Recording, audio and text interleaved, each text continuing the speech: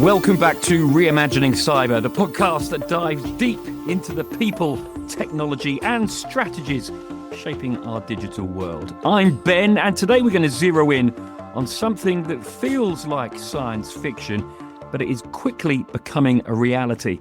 The episode is called ChatGPT to ChatThreat, Generative AI and Cybercriminals. Joining me again is Tyler Moffitt, Cybersecurity Analyst and Researcher at OpenText, and he's been closely watching how this tech is being weaponized. Tyler, welcome back. Thanks for having me on, Ben. Always good to be here. And yeah, this topic is definitely escalating. What we're seeing now with generative AI, especially in the hands of threat actors, is a game changer. So, the defenders have got to keep up. Cat and mouse game. Yeah, let's give this some context. What's happened in the, what's changed in the last 12 months to make this such a serious threat? Yeah, I'd say it really comes down to access. AI models like ChatGPT sort of opened the floodgates, and now you have underground versions like WormGPT and FraudGPT that are tailored, specifically for criminal use. So the skill floor to launch an attack has basically dropped significantly, even over what it was previously with the pyramid model, where like the ransomware developers are at the top, and then they have access brokers that provide sort of the way in and backdoor, and then you just have the affiliates at the bottom who conduct the attack that don't need to know anything. They just sort of raise their hand and say, "Oh, I want to do crime," and they're the ones that do everything risky. Well, again, the skill floor has dropped even more from that. You don't really need to know any sort of coding knowledge whatsoever. Yeah, you got the amateurs getting in on the act, if you like. Yeah, basically, it's plug-in play cybercrimes. You've got essentially script kiddies launching personalized phishing attacks and even generating malware with like seriously zero coding background. Dark Bart just hit Telegram forums last week, multilingual jailbroken LLM with, offensive recon built in. So let's talk specifics then. What are cyber criminals actually doing with generative AI? So we're seeing four big case uses, and I'll go into them. Phishing and business email compromise, obviously, right? Hyper-personalized emails that mimic human tone and reference real events. AI obviously can now generate emails that sound indistinguishable from legitimate corporate messages. Threat actors, and the feeds and the data being scraped from LinkedIn, company websites, breached inboxes. The AI can then craft convincing emails, reference recent meetings or ongoing projects, leadership styles, charities you donate to, whatever you've shared, right, on social media and LinkedIn. It's not dear user anymore. It's, "Hi, Sarah, just following up on the Q2 budget figures before the leadership sync next week." These messages can bypass traditional filters and trick, even the tech savvy users. Especially when, timed well or coupled with urgency. Urgency has been always that X factor that gets people to sort of bypass maybe some of their second guessing on, if something is legitimate or not. In fact, we found a recent report said like over half or a 50% increase in successful business email compromise attacks were linked to AI generated messaging in the first half of this year. Next would be social engineering scripts. AI chatbots, used to manipulate victims in real time. So that one's crazy. We're seeing AI deployed in live chat scenarios, either fraudulent help desk, support channels, social media impersonation. Instead of like a human scammer chatting with a victim, the AI chatbot handles the manipulation, adapting tone and responses based on like a real-time conversation. So these bots can simulate empathy, use correct industry lingo, adjust their persuasion tactics like mid-conversation. Attacker might pretend to be from IT support and walk a user through installing a fake patch, which is really just malware or backdoor leading them in, right? We've even seen like AI can now enable voice to text multilingual manipulation, so expanding reach across the geographies, not even needing to speak the native language that you're talking them with. It's kind of crazy, right? Next would be malware generation. So AI written polymorphic code that evades signature-based detection. So using models like literally called FraudGPT, or jailbroken versions of ChatGPT, which is basically most of these are, they can generate obfuscated polymorphic malware on demand, And these scripts are often designed to, mutate slightly with each use. So that way, each malware generated has a different signature and making them harder to detect with traditional antivirus or endpoint solutions, right? We've also seen LLMs assist with building loaders, droppers, data exfiltration tools, you name it, everything in the portfolio that criminals would use, even helping with debugging and optimization, helping them scale, which is just crazy here. The key is, speed and iteration. These threat actors can test, refine, and recompile new payloads faster than ever before, which is just crazy, right? And deep fakes, obviously, that's a big one everybody knows about. Cloning executive voices to have that source of authority to authorize, fake wire transfers. Deep fake voice tools, some freely available online, can now, replicate an executive speech pattern just using like a few seconds of audio. This tech is being used in voice phishing, called vishing now. Attacks where, fraudsters call a finance team or whoever member pretending to be the CFO or CEO or somebody like three rungs up, and urgent request for wire transfer, gift cards, you name it. And because it's, three levels up, it sort of scares people into thinking, I need to take this seriously and do it right now and throw away any sort of checks and balances you had. And then some attackers could even combine this with spoofed caller ID, or background noise that mimics a conference call environment, make it look like it's them on the phone, like highly convincing, and have already led to multi-million-dollar losses for sure. This isn't just spam, then. It's fully orchestrated fraud, isn't it? Absolutely. This cybercrime as a service, AI is now rapidly approaching the center of that service, if that makes sense. We had FBI and Europol have issued warnings that cybercriminals are experimenting with generative LLMs to step up fraud, impersonation, and social engineering campaigns. So this is a growing threat vector. Like I talked about, WormGPT came out in mid 2023, built on GPT core, optimized for crafting phishing emails, malware code, BEC style scam, and then FraudGPT surfaced soon after. Advertised on cybercrime forums, Telegram, and subscriptions are 3x the cost of normal ChatGPT Premium, so it's $60 a month, and already has thousands of users. Again, crazy that's where we're at right now, and that's how they call it, to FraudGPT. I think that's funny. Let's look then at some real world examples and the impact of them. Give me some examples of how this is playing out in the real world.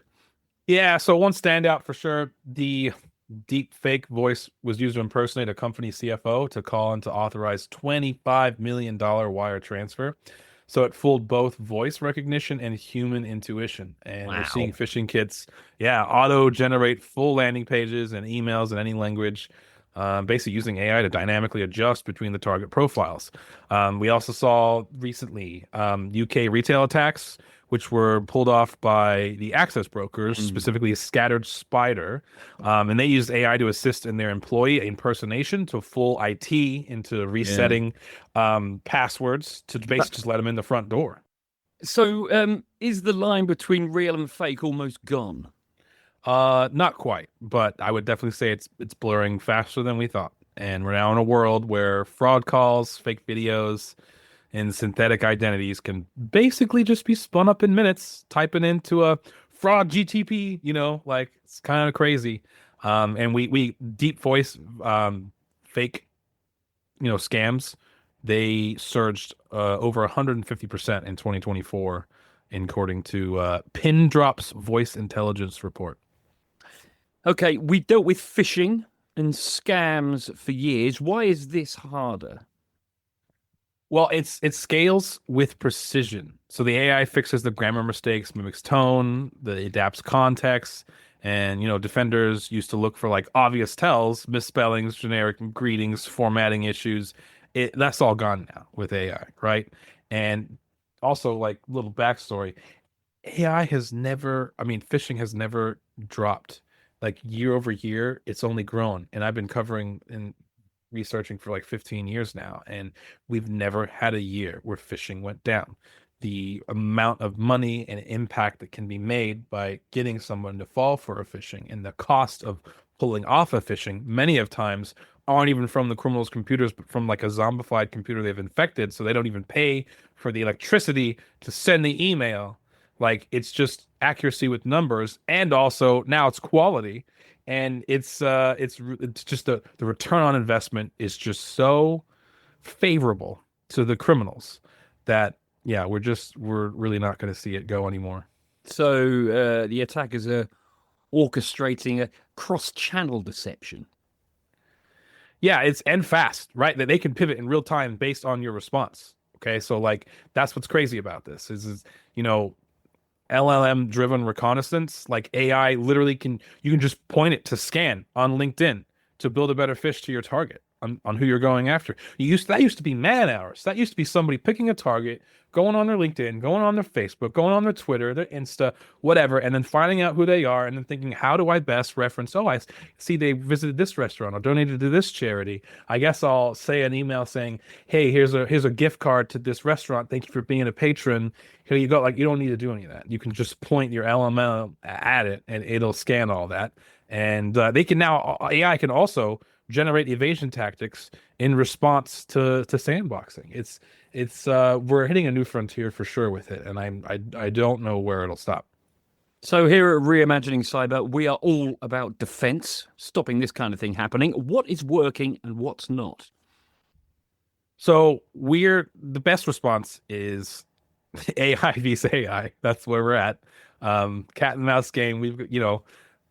We're going to leverage AI to their leveraging of AI. We're seeing tools that detect AI generated text, right? There's certain ways in which they do that, unusual behavior patterns, synthetic media fingerprints. And there's also education, teach users that call from your boss might not be real anymore.